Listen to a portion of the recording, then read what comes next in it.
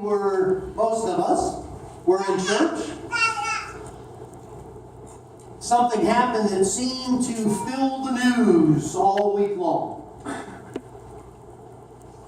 It was the passing of a lady who had received the respect and admiration of many in America and around the world. And whether or not you agreed with her husband, who she affectionately referred to as Ronnie, whether you agreed with his political positions or not, there was something about the lady, Nancy Reagan. She was a protector and a confidant for the president, advising him probably to the point where his staff would just go nuts. Because they knew it all, and she was just, well, the president's wife. But I can say one thing for sure, that Nancy had Ronnie's ears. He listened when she talked. And one of the things, every First Lady seems to have a particular pet project. For Nancy Reagan, it was to be able to encourage people to stay off of drugs. The theme for her anti-drug campaign was something that many of you remember. Just say no. Simpler said than done for many people, but yet it was a simple phrase that caught the attention of America, encouraging them to walk away from the temptation of drugs that had filled our society. As I was reading in Philippians 3, I realized that even though grammatically the sermon title may not be accurate, I think theologically it is very accurate.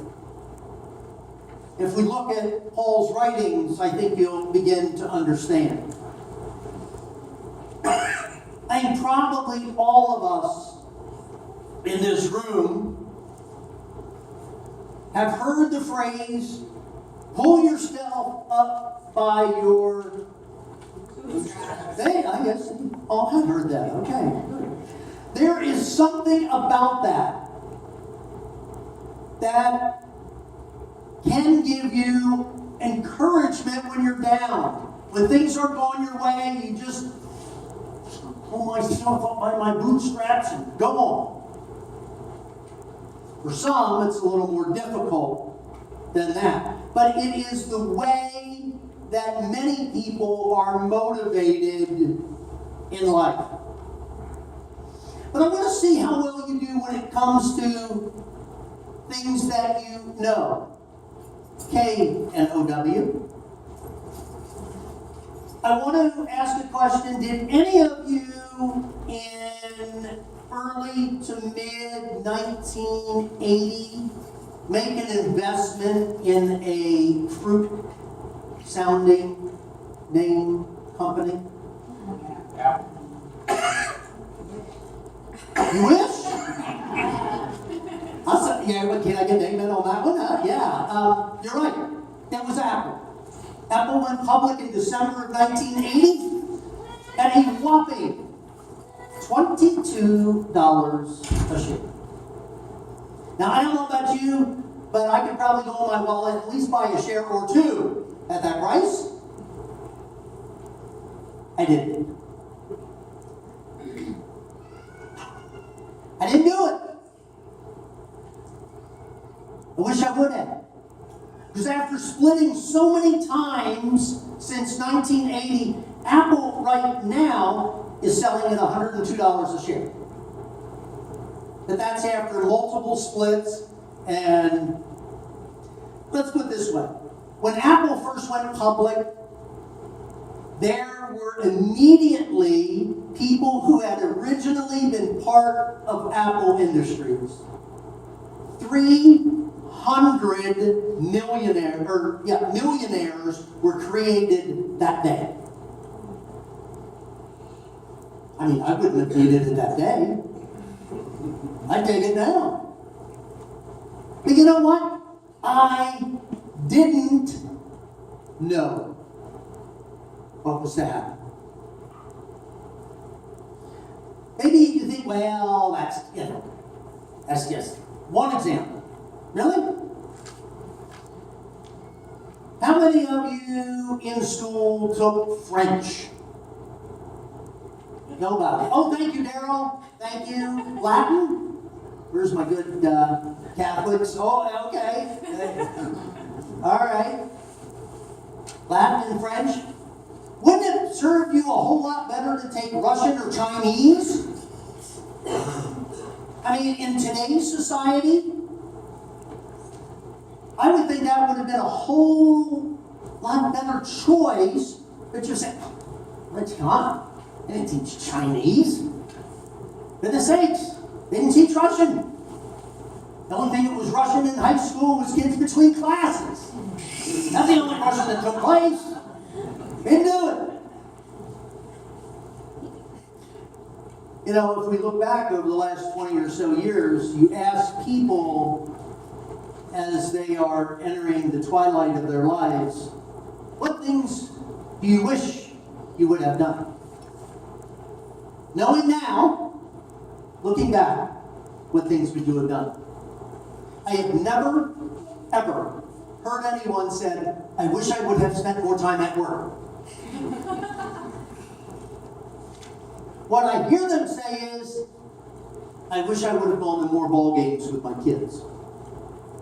I wish I would have sung a little bit louder, danced a little bit more, held hands with my spouse a little bit longer. I would have done a lot of things differently, just looking back. But you know, all those might have done's, or as my mother loves to say, and I had to throw that in because it was my mom's birthday this week. Mom had a beautiful phrase. She said, never woulda, shoulda, coulda on yourself. If I would have done this, if I should have done this, I could have done that. Don't do it. You will beat yourself up. And it is not worth it. You will end up on more drugs at the end of your life when it comes to anti-anxiety and antidepressants and all that other stuff. It's not worth it. Do not woulda, shoulda, coulda on yourself. But there is one thing when it comes to the dream that we're beginning to find out. In many ways in life, it is not what you know. And you know what I'm going to say the next, but I'm not going to. Maybe it's when you know it. If I would have known it back 20 years ago, I would have done things differently. It's when you know it, and of course, it's who you know. Oh, gee, how did he get around his scripture? It's who you know.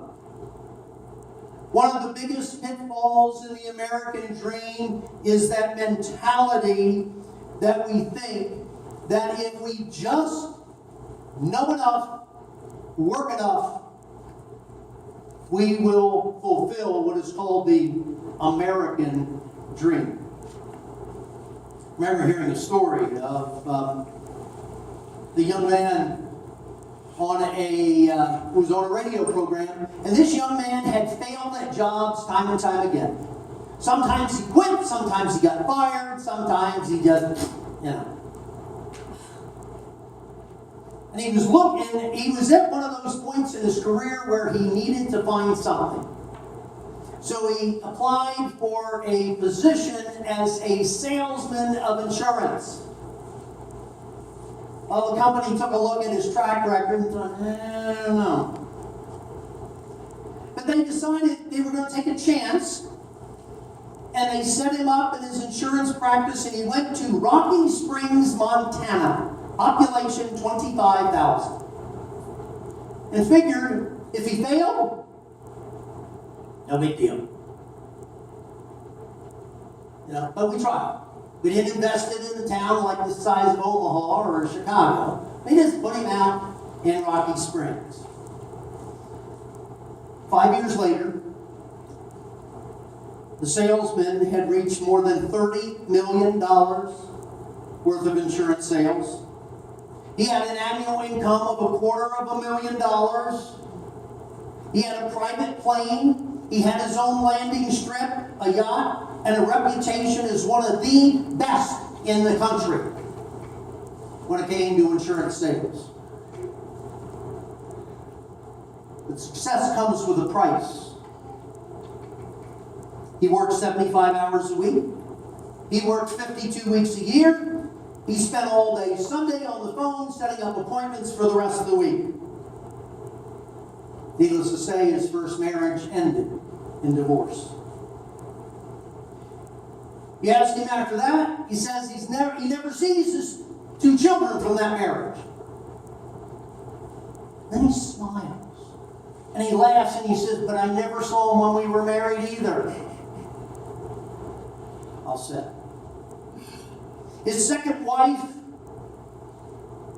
drawn in by all the glamour of all the money and all the stuff that this guy had accumulated, realized that it was too much after a couple years. And she gave him the ultimatum, you cut it back to 60 hours a week and 6 days a week, or I leave you. Guess what? She left him. He kept pushing for that slice of the American dream. And he was determined to live that dream no matter what the cost. How sad. The guy knew a lot. But maybe he didn't know what was really important. The people who know what is important are like the lady who was interviewed this last week with all the flooding that was going on down south. She was interviewed by a reporter, and the reporter said, "Oh, do you have anything left? What's the situation at your home?" And she said this, "I've never been in a situation like this. Everything that I had in the world was in that house. I don't have anything but Jesus now."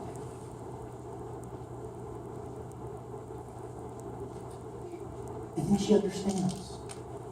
I think she understands what it means to know what is important, to know the value of things and the one who gives us things.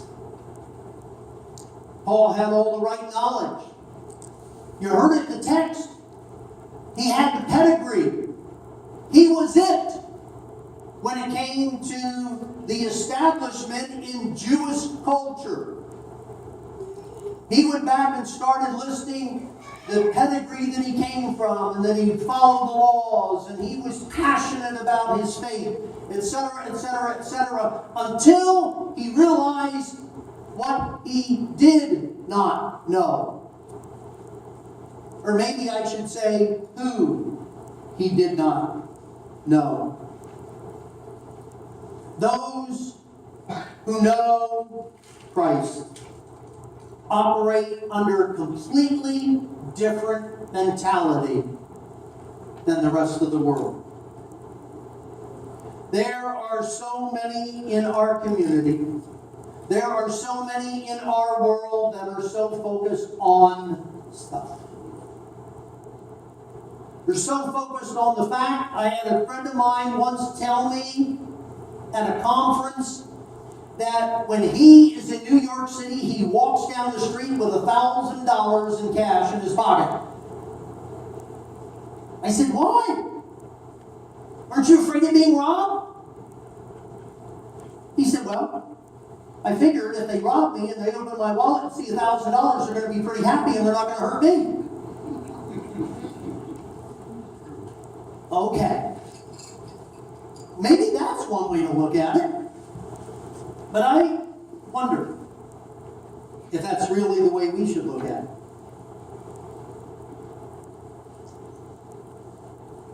What it comes down to is this, friends. We know Christ. And our job is to help others get that priority in their lives and for others to know Christ. Let me tell you one of the objections that you're going to come across. It's part of the Easter story, and Mary Magdalene went to the empty tomb. And she was reduced to tears at the sight. And the angels confronted her and said, "Woman, why are you crying?"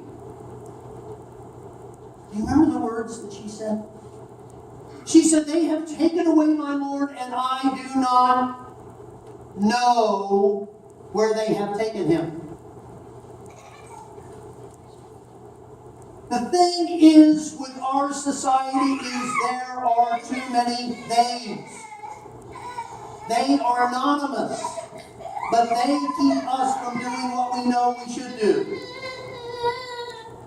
The theys of materialism, urging us to get more in our pockets and more in our houses and more in our storage units.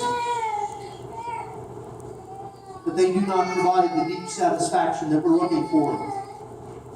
The days of intellectualism. When it came to education, I was told so early on that the first degree you get is a BS. Well, we won't go there. The second degree you get is the MS, and that's more of the same. And the third degree you get is your PhD, which means mile higher and deeper. Intellectualism and education are great, but that's not all that we have and that we need.